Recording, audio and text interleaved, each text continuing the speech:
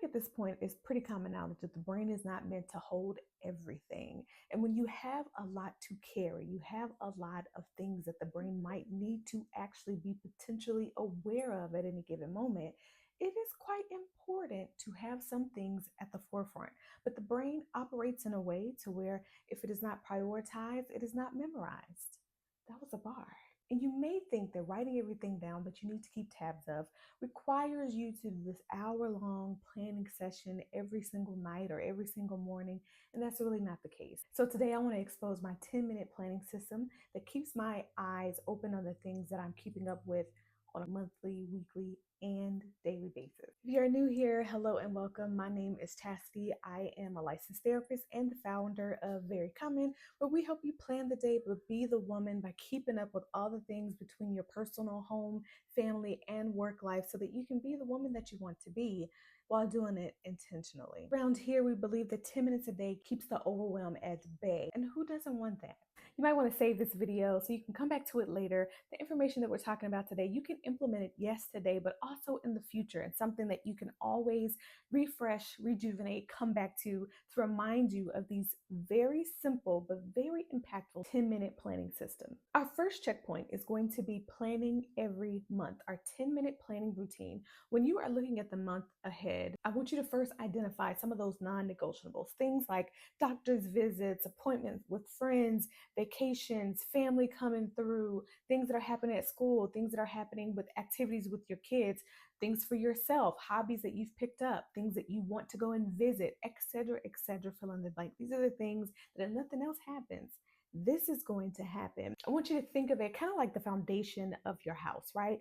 Yes, you can decorate a room or paint it and make it look its own. It can be cute and pretty. It has its own fragrance, yada, yada, yada. But the foundation, the room itself, that's going to stay put, right? So you're going to get your foundational things together and identify that on your monthly planner. Now, some of the things that I like to do to make sure I'm catching everything, we all know that things pop up in the middle of the month that we couldn't have seen coming.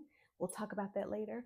But the things that you are aware of, I want you to think through, looking through your Google Calendar if you use that. Sometimes if I don't have my planner available with me when I'm out on the town and I need to quickly jot something down, I put it in my Google Calendar.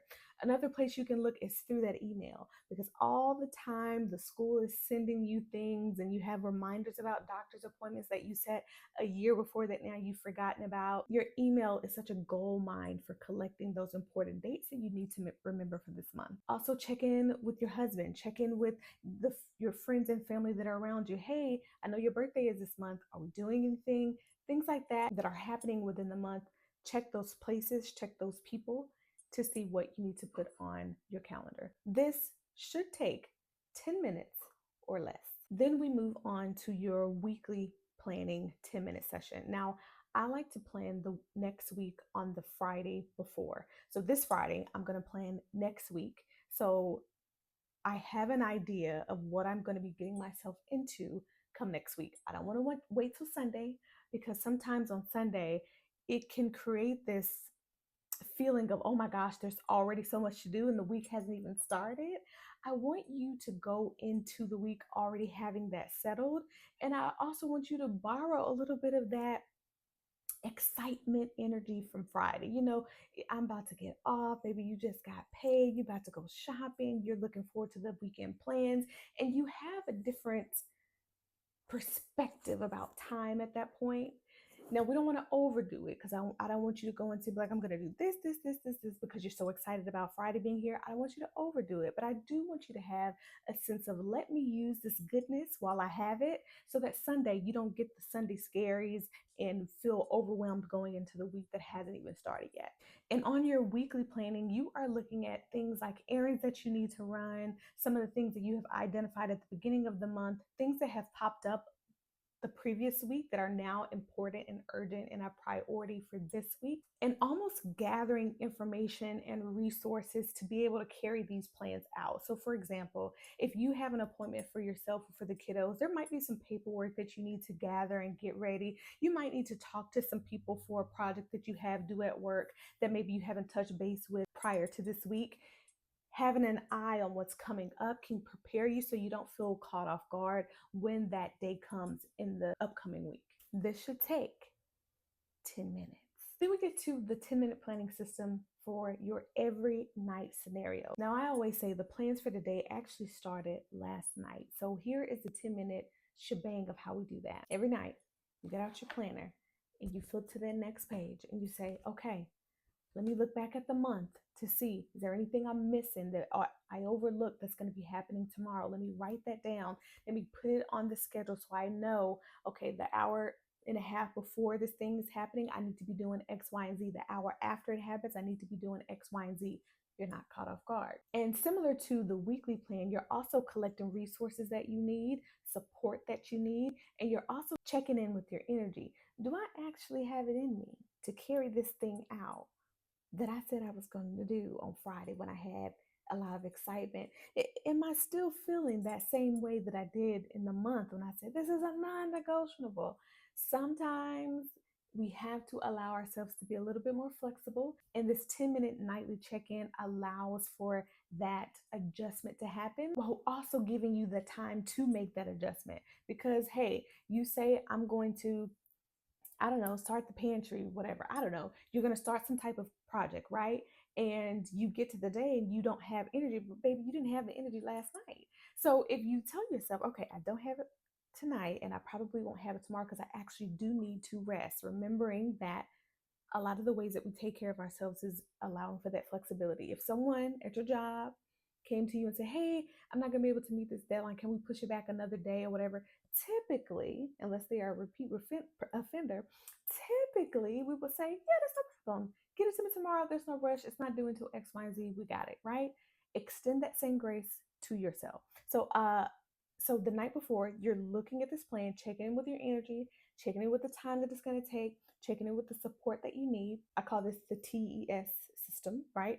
Time, energy, and support. You're checking in with all of these things to see if it is still intact and see if it needs to be adjusted or tweaked in any kind of way. This again should take about 10 minutes to review. Then we get to the most simple and easiest one yet, which is the day of. That morning of, you open that planner, you flip it to that page, or maybe it's already still on the page from the night before.